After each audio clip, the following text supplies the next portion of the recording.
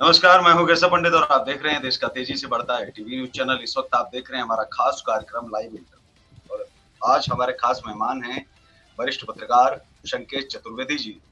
बहुत बहुत स्वागत है संकेत साहब आपका टीवी न्यूज चैनल पर। धन्यवाद।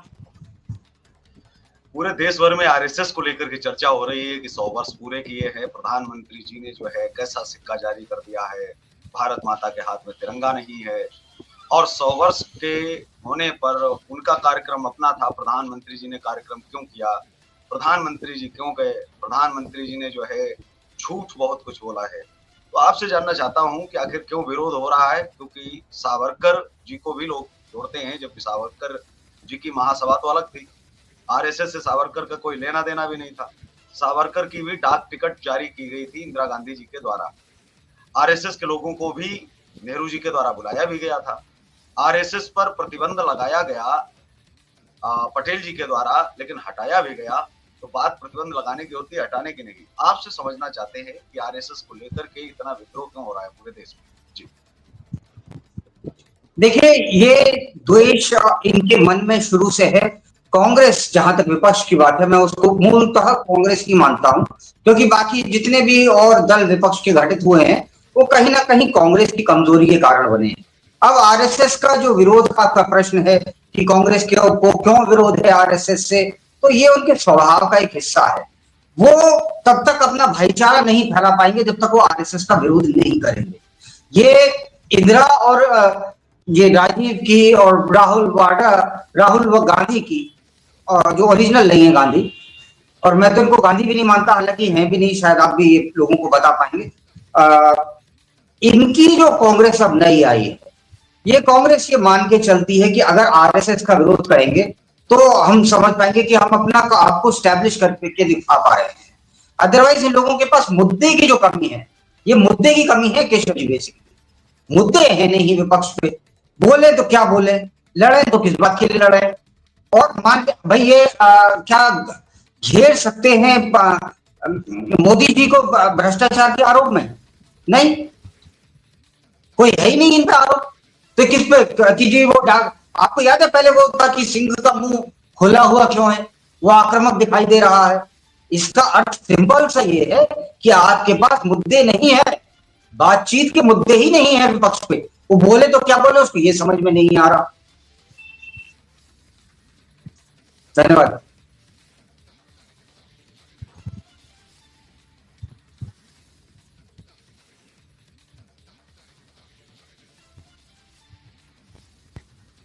आरएसएस को लेकर के कहा जाता है कि उन प्रधानमंत्री जी क्यों गए उनके कार्यक्रम में, यह आरोप लगाए जा रहे हैं। नहीं, प्रधानमंत्री जी क्यों न जाएगा आरएसएस के कार्यक्रम में? इनसे अब कोई पहले मैं कहूंगा आज्ञा पत्र लेने की जरूरत है क्या विपक्ष से? जब राहुल गांधी बीजिंग में मिले थे शी जिनपिंग से 2019 के ओलंपिक्स में, तो वो विपक्ष को बता कर गए थे। अरे विपक्ष थोड़ी साहब, अपनी पार्टी को भी बता करके गए थे। तब तो इन्हीं का शासन था। देश के गृह मंत्री मेरे ख्याल में तब शायद चिदम्बरम जी थे। चिदम्बरम जी को बता के गए थे कि मैं, जिसने भारत पे अटैक करा चाइना ने, और इनके जो परिणाम थे उनके टाइम पे करा, जो कहते थे by matter of chance I am Hindu, उस वक्त उन्होंने अटैक करा था। तो अर्थात नेहरू जी के भी दुश्मन थे। ये जाकर के क्या मेमोरेंडम, क्या वो उस पर साइन कर रहे थे? अपना इनको कुछ नहीं बताना। लेकिन हाँ, मोदी क्यों गए क्यों नहीं गए, मैं कह रहा हूं ये दोबारा बात घूम फिर के वही है केशव जी, कि बेसिकली मुद्दे की कमी है और कुछ नहीं है। जी केशव जी, केशव जी आपकी आवाज नहीं आ रही, आपकी आवाज नहीं आ रही केशव जी। वांगचुंग की गिरफ्तारी को लेकर के भी विपक्ष लगातार निशाना साध रहा है। कैसे देखते हैं आप, उनकी गिरफ्तारी हुई है, बताया जा रहा है देशद्रोह उनके ऊपर लगा दिया गया है। अभी तक आंदोलन को उनको सीधे जो है आदेशित किया गया गृह मंत्रालय के द्वारा, तमाम तरह की चीजें जो है वो फैलाई गई। हालांकि कुछ वीडियो जो है वो फर्जी और फेक भी निकले, जो एआई द्वारा जनरेट किए गए थे। जी देखिए, अब अगर पहली बात मैं आपसे ही जानना चाह रहा हूं, जो उन्होंने कहा था कि चाइनीज आर्मी अगर आएगी तो उसको हम अंदर लेकर के आएंगे, क्या ये वीडियो सच्चा था या ये एआई जनरेटेड था? प्रश्न आपसे है केशव जी। इसको, ये तो जांच का विषय है। एजेंसियां इसको जो है आज नहीं तो कल वो बताएंगी। यदि उनके ऊपर धाराएं लगी हैं वो अभी खुल करके आएंगी। 6 तारीख का समय सुप्रीम कोर्ट में दिया गया है कि उनके ऊपर जो आरोप लगाए हैं सरकार के द्वारा, जो लगाए गए हैं, वो तय किए जाएंगे। उनमें कितने ठीक है, कितने गलत हैं, अब ये आपका लेकिन जो केशव जी, आपका विपक्ष जो आरोप लगा रही है, विपक्ष की बात कर केशव जी, आपका उत्तर ही मेरा उत्तर है। आपने जो कहा वही मैं कह रहा हूं। ये सब जांच का विषय है, जांच के बाद पता लग जाएगा। मैं इसको इसी तरह से देखता हूं कि जब अदालत में मैटर गया है, उसकी सत्यता असत्यता सब अदालत में सिद्ध हो जाएगी। मैं किसी को दोषी या किसी को दोषमुक्त एक तरह से सर्टिफिकेट देने वाला मैं कौन हूं? मैं सिर्फ एक पत्रकार हूं और मेरा दृष्टिकोण यह है, अगर उन्होंने देश के खिलाफ बोला है तो उनको सजा होनी चाहिए। अगर नहीं बोला और जो जनरेट कर रहा है उसको उस अपराध के लिए सजा होना चाहिए। देश के अंदर लगातार आप देख रहे होंगे कि कहीं महिषासुर की पूजा हो रही है, कहीं राम का चित्र ही जलाया जा रहा है, पुतला बना करके जलाया जा रहा है। कैसे देखते हैं कि सरकार जो 2014 से आई है, इसको एक ईश निंदा कानून पारित कर देना चाहिए था, वो अभी तक नहीं कर पाए। भाजपा चाहती है इसी तरह से दंगे जो है वो चलते रहें, ताकि दंगे होंगे तभी हम जो है सत्ता में बने रह सकते हैं। क्योंकि इनको यदि भावनाओं का ख्याल होता तो बहुत पहले ईश निंदा कानून बन गया होता। पाकिस्तान में ईश निंदा कानून है। यदि वहां पर जो है आप ऐसा कोई कृत्य, ऐसा कोई लेख, ऐसा कुछ भी आप करते पाए गए तो फांसी तक की सजा हो सकती है। नाबालिग बच्चे को भी वहां जो है सजा सुनाई गई। मैं आपसे यह जानना चाहता हूं कि 2014 के बाद से अब तक लगातार यूट्यूबर्स निशाना बना रहे देवी देवताओं को, लगातार उनका अपमान हो रहा है। इसको लेकर के भारतीय जनता पार्टी ने एक भी कानून पारित नहीं किया। जो कानून है उनका भी सही ढंग से पालन नहीं हो पा रहा है। अलीगढ़ वाले मामले में भी पुलिस ने, जो योगी जी की पुलिस है, उसने उसमें छेड़छाड़ की। हालांकि इसको लेकर के आगे जब अदालत में पहुंचता है तो अलीगढ़ कोर्ट वहां खारिज कर देती है जी पुलिस की क्लोजर रिपोर्ट को। जी देखिए, पहली बात तो ईश निंदा के खिलाफ कानून बनना चाहिए, जरूर बनना चाहिए। अब कानून, मैं इसी विषय पर एक जज साहब से एक बार मेरी बातचीत हो रही थी, तो मैंने कहा ईश निंदा कानून क्या भारत में नहीं है? तो मेरे को जज साहब ने समझाया, नहीं, ईश निंदा कानून, ब्लैस्फेमी का कानून भारत में भी है, परंतु आपको पता है वो किस तरह से लागू होता है? वो लागू इस प्रकार से होता है कि मान लो माइनॉरिटीज हैं, जिसको ये तथाकथित माइनॉरिटीज बोलते हैं। हालांकि 2050 में विश्व का इस्लामी जनसंख्या का सबसे बड़ा देश भारत है। 2050 में इंडोनेशिया नहीं होगा, अभी इंडोनेशिया है, आगे भविष्य में भारत होने वाला है। ना पाकिस्तान होगा, ना सऊदी अरेबिया, भारत होगा। तो तथाकथित माइनॉरिटीज के, इनके जो कोई जिसको भी प्रे करते हैं उसके खिलाफ बोल देना, जीसस क्राइस्ट के खिलाफ बोल देना, ये लोग जा सकते हैं अदालत में। हिंदू नहीं जा सकता, बी मेजोरिटी, भले ही वो कश्मीर में बिल्कुल नगण्य संख्या में हो, मार मार के भगा दिया हो, फिर भी मेजोरिटी वही है। उसके भगवान को ये जितनी मर्जी गालियां देते वो ईश निंदा में नहीं आती, हमारी ही आती है। इस पे तो मैं तो कहना चाहता हूँ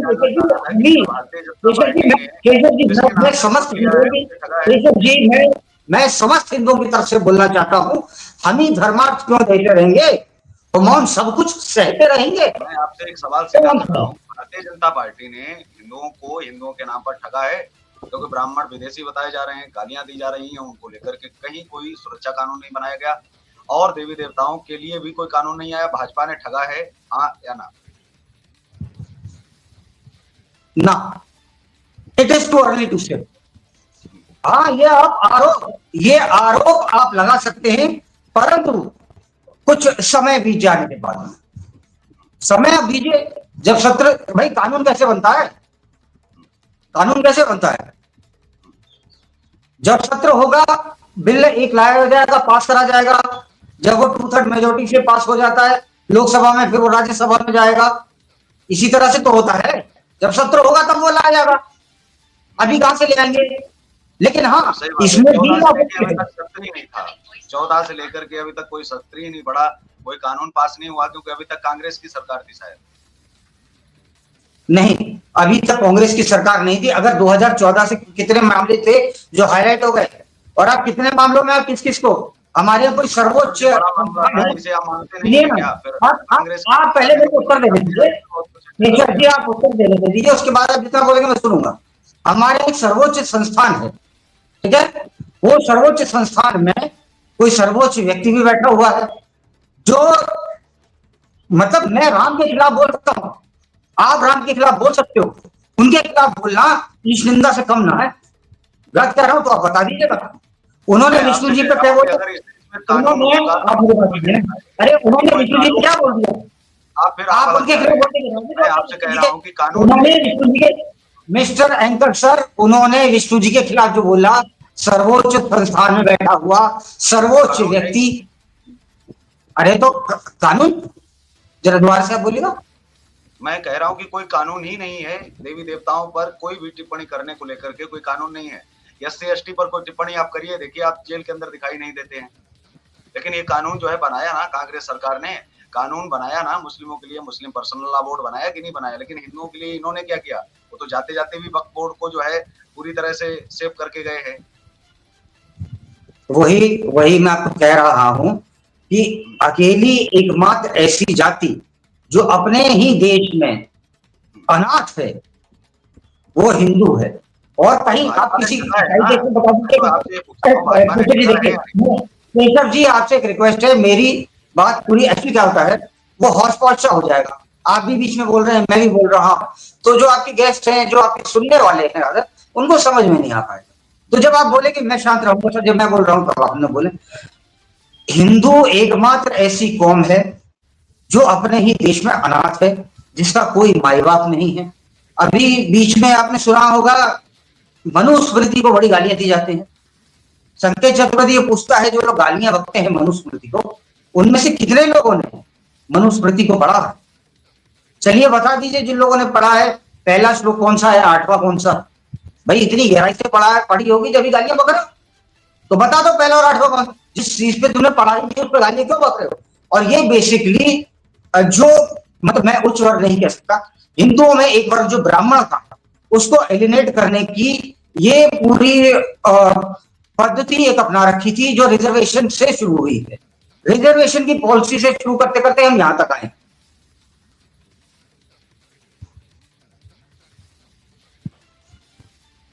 जी जी हाँ, अभी आवाज आपको आ रही? सबसे बड़ा पहला हमारा सवाल इसीलिए है कि आप भाजपा के प्रवक्ता नहीं, आप वरिष्ठ पत्रकार हैं। मैं आपसे यह कह रहा हूँ, ये याद दिलाने के लिए धन्यवाद, परंतु जो एक सेकंड केशव जी, जो सही होगा मैं तो वो बोलूंगा ना। अगर एक आदमी भारत को, सच बात तो यह है, हम यहाँ पर सिर्फ जजिया देने के लिए बैठे हुए हैं, कोई दो एक पाकिस्तानी, ये देश है, मुल्क नहीं है। अगर ये बात के लिए मुझे भारतीय जनता पार्टी का प्रवक्ता बनाया जाता है, मैं सहज स्वीकार करता हूँ, और मैं प्रवक्ता हिंदुओं का हूँ, जरूर बोलूंगा, जो सत्य है वही बोलूंगा। कांग्रेस के ऊपर दोष क्यों? कांग्रेस भी अकेली ही थी और कांग्रेस के पास पावर थी, उन्होंने अपना जितना उपयोग दुरुपयोग कर पाए, उसके ऊपर आपत्ति क्यों है? आपको जब पावर दी है तो आप भी तो करिए ना, कुछ सदुपयोग ही कर लीजिए। लेकिन आप कर भी नहीं पा रहे हैं और आप डराए हुए हैं 14 से लेके अभी तक। हिंदू खत्म, आपने बिल्कुल ठीक बोला, आपने केशव जी बिल्कुल ठीक बोला। मैं भारतीय जनता पार्टी का प्रवक्ता नहीं हूँ, वरिष्ठ पत्रकार। तो ये प्रश्न आपको भारतीय जनता पार्टी के प्रवक्ता से करना चाहिए कि 2014 से उन्होंने अब तक क्यों नहीं करा, ये तो वो जवाब देंगे। हम, मैंने आपकी बात स्वीकार कर ली कि करना चाहिए था।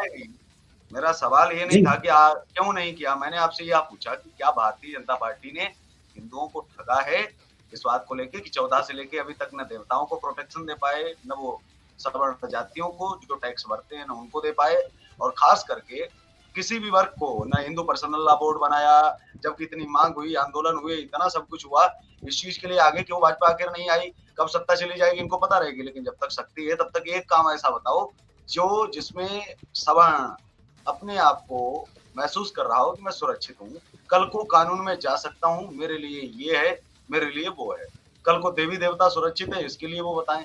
मंदिरों का तो पैसा खा रहे हैं, सरकारें खा रही लगातार, 8.5 लाख मंदिरों का जा रहा है, लेकिन मंदिर ही सुरक्षित नहीं है, मूर्तियां ही सुरक्षित नहीं है, धर्म ही सुरक्षित नहीं है। तो इस सरकार ने ठगा है या नहीं, मेरा सवाल ये था, ना कि उसने किया है क्यों नहीं किया है। क्या प्रवक्ता, मैं ओपनली, आई एम सॉरी, मैं ओपनली कहता हूं ये पूरा इकोसिस्टम जो है वो हिंदू को ठगने के लिए है। जब एक व्यक्ति अदालत पहुंचता है, वो कहता है मुगल काल में विष्णु जी की मूर्ति तोड़ दी गई। जवाब सिंपल सा ये भी हो सकता था कि भाई कोई बात नहीं, ये एएसआई का है मैटर, तुम एएसआई जाओ, यहाँ क्यों आए? क्या ये उत्तर नहीं हो सकता था? ये क्या है, जाओ विष्णु जी से बोलो वो ठीक कर ले। और उसके बाद आप क्या धमकी देते हैं लोगों को? और ये पूरा इकोसिस्टम है, कह रहा हूं मैं, सिर्फ राजनीतिक तौर पर नहीं देख रहा, मैं पूरे के पूरे इकोसिस्टम की बात कर रहा हूं, जिसमें जुडिशरी भी, जिसमें पत्रकार भी शामिल है। कई मेरे वरिष्ठ है, वो आज भी वो सेकुलरवाद का उनका गाना समाप्त नहीं होता। नाम नहीं लूंगा, बहुत से है, बुरा मान जाएंगे। जी, एक और सवाल है। सवाल यह है, भाजपा है तो हमको पूछना ही नहीं है सवाल, हमको असल में नेहरू कोसना है, हमको इंदिरा कोसना है, उन्होंने क्या हिस्ट्री में लिखा ये हमको करना है, या हमको चाहिए ये कि सत्ता में बैठे हैं, हमको ये कहना चाहिए, सवाल हमें मोदी से पूछना चाहिए कि तुमने हमारे लिए क्या किया। बिल्कुल ये पूछना चाहिए, क्या तुमने हिंदू पर्सनल लॉ बोर्ड क्यों नहीं बनाया, आपने सवर्ण एक्ट, ब्राह्मण एक्ट क्यों नहीं आपने बनाया? ये सवाल हमें क्यों नहीं करना चाहिए? इसलिए कि नहीं मोदी जी बैठे हैं तो हमें सवाल नहीं करना है, क्योंकि जरा सब छुई मुई है, छू जाएंगे और दुख जाएंगे। मतलब इस चीज के लिए बिठाया, या कड़े सवाल हमको पूछने चाहिए उनसे कि हमारे लिए बनाओ, हमने इसीलिए आपको हम लाए हैं, हमें कांग्रेस से मतलब नहीं, हमने हटा दिया, आपको चुना है प्रभु, और जिन मुद्दों पर आए थे उन मुद्दों पर बात करो और आप बनाओ। और क्यों नहीं बनाया, ये हर रोज सवाल पूछना नहीं चाहिए क्या? मीडिया भटकाती नहीं है क्या? जो मेन स्ट्रीम मीडिया है वो कहते रहे नेहरू, गांधी, सावरकर, इनसे अलग हटके नहीं। क्या कहा? आरएसएस ने भी कहा कि ब्राह्मणों ने जातियां बनाई, आज तक माफी नहीं मांगी। आरएसएस के मोहन भागवत जी ने या जातियां बनाई हैं तो फिर स्वीकार करना चाहिए सभी ब्राह्मणों ने, विरोधी क्यों है? और अगर अस्वीकारोक्ति वाली बात की है तो माफी मांगनी चाहिए, इसके लिए संगठनों को क्या नहीं उतरना चाहिए? कोई कितना भी बड़े पद पर बैठा हो, पद पर बैठे हुए व्यक्ति को माफी मांगनी ही चाहिए यदि उसने गलत बोला है, चाहे क्यों ना इस देश का प्रधानमंत्री हो। तो हम अगर चाहते हैं कि देश का जो न्यायाधीश है उसने गलत बोला है, तो जो सामने व्यक्ति था जिसको हम सब कुछ समझ करके बैठे हैं कि आरएसएस के चीफ हैं, उसने गलत बोला, उसका गलत गलत क्यों नहीं लगता है? मतलब गालियों में भी प्रकार हैं कि नहीं, अपना वाला गाली देगा वो गाली नहीं होगी, कोई दूसरा गाली दे रहा है वो गाली होगी, जो हमारी जाति या धर्म से संबंध नहीं रखता है। जी, गाली तो गाली है। बिल्कुल ठीक आपने बात कही है, और मैं आपसे 100% एग्री करता हूं, क्योंकि आपका जो प्रश्न है वो बड़ा, क्या कहूं, अंदर से ही कठोर है। लोग कहते हैं ना कि जलेबी सा नहीं है साहब, ये प्रश्न जो आपने करा है मेरे हृदय तक को छू गया है। हिंदू को पूरे इकोसिस्टम से लड़ना पड़ रहा पॉलिटिकली, ठीक है। आप मान लीजिए आप राजनीति में जाते हैं, उसको राजनीति में कई सीट्स की रिजर्व होती है, उसको नहीं है कुछ भी, ब्राह्मण कहां जाएगा? दूसरी चीज, आप पढ़ने जाते हैं, रिजर्वेशन बहुत सौ को मिलता है, जिनको मिलता है उन्हें मुबारक हो, बहुत सौ को नहीं भी मिलता, उनकी क्या?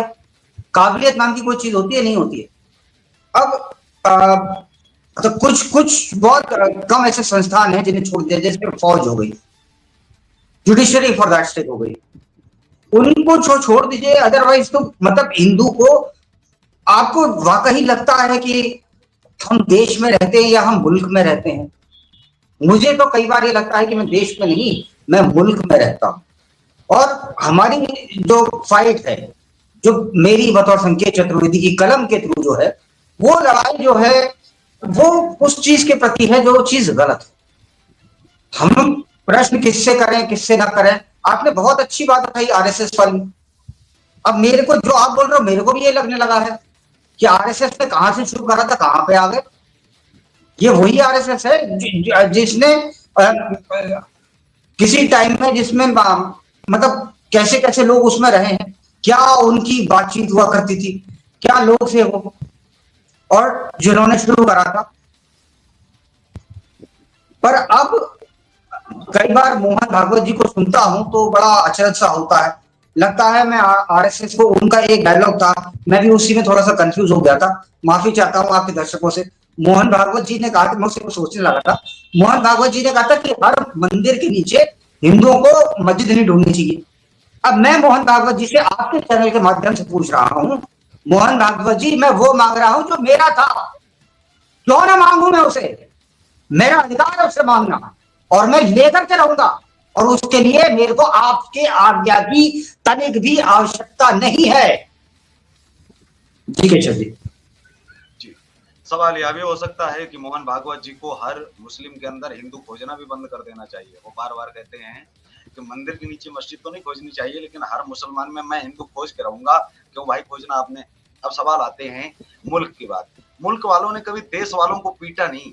देश हिंदी शब्द है ना, मुल्क उर्दू है। इतना सा है, ज़बान का अंतर है। लेकिन राष्ट्र वालों ने देश वालों को नहीं नहीं नहीं नहीं, अरे सुनिए ना, मुल्क में आपके पड़ोस में मुल्क है, मैं आपको डिफरेंस बता रहा हूँ मुल्क और देश का। मुल्क और देश का डिफरेंस समझ लीजिए। मुल्क आपके पड़ोस में मुल्क है, हिंदू की बच्ची 8 साल 9 साल 10 साल 12 साल 13 साल उनका जबरन बुड्ढों से विवाह कर दिया जाता है। ठीक है, लेकिन सवाल मौलाना से, ये मुल्क है, सवाल कंप्लीट, यही मुल्क है जी। सवाल तो सुन लीजिए। मुल्क वालों ने कभी देशवासियों को पीटा नहीं भाषा के नाम पर। कौन कह रहा है? राष्ट्र वालों ने कन्हैया लाल ने अपनी गर्दन पे खुद ही फेंक लिया तो छुड़ा। राष्ट्र वालों ने, मुल्क ने भाषा के नाम पर देश वालों को नहीं पीटा। मतलब हिंदी समझिए, राष्ट्र वालों ने देशवासियों को जरूर पीटा है। राष्ट्र मतलब महाराष्ट्र, यानी वो राष्ट्र वाले हैं।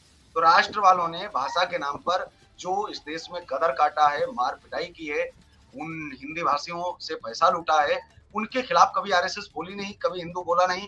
उनको क्या, उनको भी नहीं पीटना चाहिए? वो लोग यदि कहीं उत्तर प्रदेश में दिखाई पड़े तो उत्तर प्रदेश वालों को पिटाई करनी चाहिए उनकी, क्योंकि यदि आए ही क्यों ऐसे मराठी स्वीकार ही करना चाहिए। यदि जो संविधान के पैरों तले रोके ऐसे देश के नागरिक नहीं हो सकते, गद्दार हैं, देशद्रोही हैं, संविधान द्रोही हैं, और इन पर प्रतिबंध लगना चाहिए। उसके लिए एक संगठन बताओ कौन सा खड़ा हुआ, एक हिंदू बताओ कौन सा खड़ा हुआ, एक व्यक्ति बताओ जो राज ठाकरे के खिलाफ खड़ा होकर थप्पड़ मारूंगा, एक व्यक्ति आप मुझे बताओ। अच्छा अच्छा, अब मैं उत्तर दे रहा हूँ। पहला वो उत्तर रहेगा जो आपके मन का होगा, जो आपको पसंद आएगा। दूसरा वो दूंगा जो मेरे मन का भी होगा, दोनों को ही अच्छा लगेगा। तो आपके मन वाला ये है कि कुछ भाषण तो राज ठाकरे साहब ने भी हिंदी में दिए हैं, तो उनकी भी पिटाई हो जानी चाहिए हिंदी बोलने के लिए। उनको भाई सफाई घर की घर से शुरुआत होती है ना, तो पहले उन्हें पीटो, उसके बाद में दूसरे पे आओ। सबसे पहले महाराष्ट्र नवनिर्माण सेना के कार्यकर्ताओं को जरूरत यह है कि अपने अध्यक्ष की पिटाई लगा दें वो, उसके बाद वो दिल्ली वाले को पकड़े। अब जो मेरे मन का जो उत्तर था वो ये है कि देखिए साहब, जो भी गलत कर रहा है उसके खिलाफ कठोर कानूनी कार्रवाई होनी चाहिए, मगर कुछ नहीं हुआ। एक आदमी के खिलाफ कुछ नहीं हुआ, तो कानून से अपराध, अगर किसी व्यक्ति को पीटा गया और जिसने पीटा उसको सजा नहीं मिली, तो मेरा ये मानना है कि कहीं ना कहीं अपराध कभी ना कभी, कम से कम महाराष्ट्र में तो भाषा के नाम पर जिस भी हिंदी भाषी को मारा गया तो वहां पर अपराध कानून से हुआ है। क्यों? क्योंकि उसको जिसने मारा था उस व्यक्ति को सजा नहीं दी गई। जी केचर जी, तो उसके लिए भाजपा आरएसएस को जिम्मेदार मानते हैं यानी, क्योंकि जिस आरएसएस को हिंदी भाषी पाल रहे हैं इतने वर्षों से, 100 साल की हो गई है, अब उसी आरएसएस के गढ़ में मारपीट हो रही है हिंदी भाषियों के साथ में, और उनके मुंह में दही जमा हुआ है, बोलते नहीं है, कोई आंदोलन नहीं है। पहला। दूसरा, भारतीय जनता पार्टी की सरकार है, वो संरक्षण नहीं दे पा रही है हिंदी भाषियों को, जिन हिंदी भाषियों के दम पर वो शासन कर रहे हैं केंद्र में। दोनों सवाल सीधे हैं जी। ऐसा नहीं है पिटाई बंद हो गई है, मंच से उन्होंने क्या कहा था, पीटना लेकिन वीडियो नहीं बनाना। ऐसा नहीं है कि अभी पीटे नहीं जा रहे हैं, पीटे जा रहे हैं, मुंह बंद करके, कमरे बंद करके पीटे जा रहे हैं। तो ये तो साक्ष्य मिटाने का भी आरोप लग गया साथ में। तो इसमें पीटने का हो गया, पीटने का हो गया, पीटने के साथ में साक्ष्य मिटाया आपने, कानून को अंधेरे में रखा। तो और वो भी ओपनली कह रहे हो, यानी कि क्रिमिनल कॉन्स्पिरेंसी 120 भी लग जाता है, आपराधिक षड्यंत्र रचना। लेकिन मैं वाकई हैरान हूं, और ये अब आप जबरदस्ती मेरे से आरएसएस की बुराई करवा के रहेंगे, लेकिन क्या करूं, मेरी स्याही भगवा है, तो कहीं ना कहीं मेरे पेन की जो निब है वो रुक जाती है, उसके खिलाफ बोल नहीं पाती। हालांकि गलत और बुरा मुझे भी लगता है, इसमें कोई दो राय नहीं कि गलत है, और ऐसा कुछ नहीं कि RSS is above than anything else.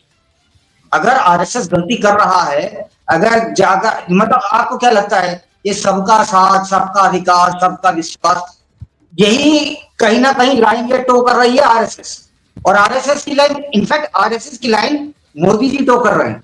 जो आरएसएस ने कहा, उनने मुस्लिम मंच बना डाला। मुस्लिम मंच बनाने में कोई बुराई नहीं है, मगर मैं एक प्रश्न करता हूं, बता दीजिए, रामपुर में घर दिए गए मुसलमानों को, लक्षद्वीप में दिए गए, कितने इनको परसेंट वोट मिले? आप विश्वास नहीं करोगे, लेस देन 1%। और ये तो तुष्टिकरण की राजनीति है, आप इसी के खिलाफ तो आए थे। क्यों दिया जाए इनको वोट? ये पाकिस्तान की तारीफ मारे। बिहार के अंदर राजनीति पलटी मार रही है।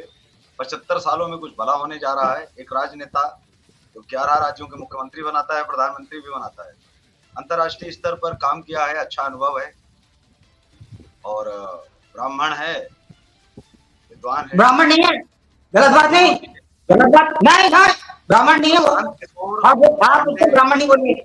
आप पहले अपने शब्द वापस लीजिए। आप अपने शब्द वापस लीजिए। ब्राह्मण कहाँ से है? मुझे समझा बहुत, ब्राह्मण कहाँ से है? मैं बात प्रशांत किशोर पांडे की कर रहा हूँ। अब आपने कहा, अच्छा किशोर पांडे ने 11 उसमें बनाए हैं। प्रशांत किशोर पांडे ने 11 प्रशांत किशोर पांडे जनसुराज पार्टी लेके आ रहे हैं। उन्होंने कहा है कि हर समस्या का रास्ता स्कूल का बस्ता। 20 साल भाजपा रही, पहले भी रही है, लेकिन बिहार का कोई भला नहीं हो पाया है। मैं समझना चाह रहा हूँ कि क्या वाकई में अब बिहार के लोगों को एक बार मन बदल करके, मैं दिल से ये चाहता हूँ कि भारतीय जनता पार्टी को वहां पर वोट देने की जरूरत नहीं है, लेकिन साथ ही किसी भी पार्टी को देने की जरूरत नहीं है। वैसे तो किसी पत्रकार को खुल करके नहीं ऐसे बोलना चाहिए, लेकिन जनसुराज जिन विकल्पों के साथ और विकल्पों के साथ आ रही है, एक बार उनको चुनने का पूरा अवसर दें। नीतीश को जो लोग वोट दे रहे हैं, क्या आप ये समझते हैं कि बिहार के पलायन को रोकना बहुत जरूरी है? बिहार की जो समृद्धि है उसे वापस लाने के लिए ये बहुत जरूरी है कि चोर नेताओं से बचना लोगों को पड़ेगा। आज एनडीए के नेता, आज नीतीश के नेता, सारे के सारे जो एनडीए के दल, एनडीए ही नहीं, महागठबंधन के नेता भी जनसुराज के नेता के खिलाफ, प्रशांत किशोर के खिलाफ, पीके के खिलाफ सिर्फ एक चीज ढूंढ पाए हैं, ब्राह्मण है बोले। ये पांडे सरनेम छुपा रहे हैं, बस इतना ढूंढ पाए हैं। बाकी कोई घोटाला नहीं, कोई घपला नहीं। उन्होंने कहा 3 साल में 241 करोड़ हमने फीस ली है। 2 घंटे की बैठक का 11 करोड़ लेता हूँ, और भाई साहब केवल सुझाव देता हूँ। ये बिहार की लड़की की काबिलियत है, पूरी दुनिया में धूम मचाई हमने। 241 करोड़ में 141, 50 करोड़ हमने टैक्स दिया है सरकार को, 90 करोड़ हमने जो है पार्टी को दान दिया है, 100 करोड़ मेरे पास है। साफ तौर पर उनका कहना है कि मैं यदि आया तो मैं यहाँ वो करूंगा जो पहले से ही सुनिश्चित है कि पुलिस की ड्यूटी भी पुलिस को सिखाऊंगा, प्रशासन को प्रशासन की ड्यूटी, और जितने भी करप्ट नेता हैं, करप्ट जो लीडर हैं, उनको जेल भेजूंगा ही भेजूंगा। लेकिन वो संभव तभी है यदि मैं सत्ता में पूरी तरह से आ पाया। आधा अधूरा आया तो कोई काम नहीं हो पाएगा। बिहार में कैसे देखते हैं, क्योंकि भाजपा के हाथ में था और 20 सालों से इन्होंने कुछ भी नहीं किया। कुछ भी मतलब, कुछ भी का मतलब ऐसा नहीं है किया नहीं किया, लेकिन वहां पर कितने हिंदुओं का पलायन रोक पाए, कितना रोजगार दे पाए, और कितना सवर्णों के साथ हो रहे अत्याचार को रोक पाए। बेशक जी, पलायन बहुत बड़ी समस्या है। वहां से जो देश के अन्य भागों में जा रहे हैं, उससे भी बड़ी समस्या वो पलायन है जो बांग्लादेश और रोहिंग्या से बिहार और बंगाल में आ रहा। वो इस देश की सबसे बड़ी समस्या है। आप याद कीजिए, दिल्ली में जो दंगे हुए, करने वाले कौन थे? वो सारे रोहिंग्या थे। ये आपका मतलब मतलब आपको वॉर जो है वो 2.5 फ्रंट्स पे लड़ना है, चाइना, पाकिस्तान और आधा अपने अंदर। मैं तो कह रहा हूं 3.5 हो गए, बांग्लादेश भी इसको मान लीजिए आप। तो जो वहां से अंदर आ रहा है, आपको अपनी पूरी पुलिस फोर्स, आपको अपनी पूरी मतलब आर्मी का कुछ ना कुछ हिस्सा वहां पे लगाना पड़ेगा इन लोगों के लिए। आपने सही कहा पलायन, परंतु पलायन आप उस दृष्टिकोण से देख रहे हैं जो वहां से पलायन करके दूसरी जगह नौकरी करने जा रहा है। ये भी समस्या है कि वहां पर इंडस्ट्रियल ग्रोथ या जो और दूसरी चीजें हैं वो सब भेंट किसकी चढ़ गई? पॉलिसी ऑफ रिजर्वेशन की। रिजर्वेशन की वजह से ही तो ये सब समस्याएं हुई हैं। हो गया है जो आपसे सवाल किए, जो तमाम बातचीत रही, और हमारा जो है सेकंड पार्ट आएगा, उसमें और भी तमाम जो हमारे सवाल छूटे हैं उनमें हम सवाल भी करेंगे। और जानने का प्रयास यह करेंगे कि जो जनता मीडिया से चाहती है कि ये चीज सामने आए और हम समझ पाए असल चल क्या रहा है। मीडिया के लोग वही नप्पे तुले सवाल करते हैं, प्रवक्ता जो है वो नप्पे तुले हैं और वो नप्पे तुले उनके जवाब देते हैं। पहले से सवाल शेयर हो जाते हैं, जवाब पहले से तय हो जाते हैं। स्क्रिप्टेड मीडिया हो चुकी है, इसको लेकर के कोई शक नहीं है। ये नहीं है कि वो भाजपा के ही पक्ष में, सभी की मीडिया अपनी अपनी है। कांग्रेस वाली कांग्रेस के लिए काम कर रही है, जेडीयू आरजेडी वाली है जेडीयू आरजेडी के लिए काम कर रही है। हर जगह मीडिया है और पार्टियों के लिए लोग काम कर रहे हैं। ऐसे में जो सही पत्रकार यहाँ पर वो सही बात केशव जी, यहाँ पर बतौर पत्रकार एक बात कहना चाहता हूँ। जो भी बोलो, क्योंकि मैंने कुछ टाइम के लिए दिल्ली प्रदेश कांग्रेस कमेटी कवर करी थी। बहुत पुरानी बात हो गई, 2002 की। कांग्रेस यार उस टाइम पे शीला दीक्षित थी, तो खाना जो भी था बहुत बढ़िया मिलता था। कांग्रेस की पार्टी बीजेपी से बढ़िया खाना खिलाती थी पत्रकारों को। हीरा स्वीट से आता था और बढ़िया खाना आता था। बिल्कुल। तो बहुत बहुत आभार और एक बार आपको फिर से नमस्कार। जय हिंद, वंदे मातरम। आप देखते रहिए देश का तेजी से बढ़ता एटीवी न्यूज चैनल। धन्यवाद।